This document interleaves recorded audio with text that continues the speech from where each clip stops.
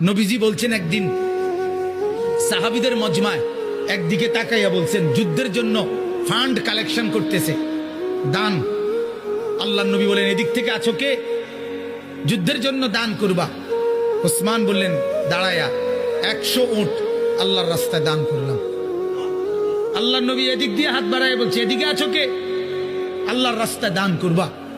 ওসমান ওইদিক দিয়ে ঘুরে এসে এনে আইয়া দাঁড়াইয়া কয় 100 উট আল্লাহর রাস্তায় দান করলাম। 200 হইল। মাঝ বরাবর হাত দেখাইয়া নবী বলছে এদিকে কে আছো? আল্লাহর রাস্তায় যুদ্ধের জন্য দান করবা। ওসমান এখানে এসে বলছে আল্লাহর রাস্তায় আরো 100 উট আল্লাহর রাস্তায় দান করলাম। 300 হইল। ভাইয়া 6 বার নবীজি বলছে আর কে আর কে আর কে? 6 বারই ওসমান দাঁড়াইয়া দাঁড়াইয়া বলছে 100 100 100 100 100 100 600। কয়শো? 600 উট।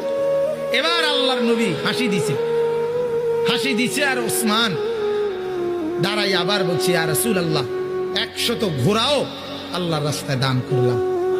নবীজি খুশিতে চেহারা মুবারক নূরের চেহারা চিকচিক করছে। হযরত ওসমান বলছে ইয়া রাসূলুল্লাহ একটু অপেক্ষা করেন, আমার দান করা শেষ হয় নাই, আমি ঘরের থেকে একটু আইতে আসি। হযরত ওসমান ঘরে গেছেন, রুমাল বিছিয়ে দিয়া বিবিকে বললেন স্বর্ণ গহনা অলংকার যা আছে সব দাও। স্ত্রী বললেন কেন? বড় কোনো পার্টি, উনি ব্যবসায়ী ছিলেন তো, বড় কোনো মহাজন বড় লেনদেন মানে বড় পুঁজি খাটাইতেছেন নাকি? হযরত ওসমান বললেন হ্যাঁ বিবি, আজ আরশে আজিমের মালিকের সাথে পুঁজি খাটাইতেছে।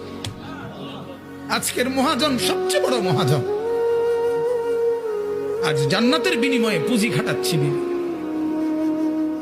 হযরত ওসমান সমস্ত গহনা স্বর্ণ রৌপ্য নিয়ে আল্লাহ নবীর সামনে রুমাল খুলে দিছে।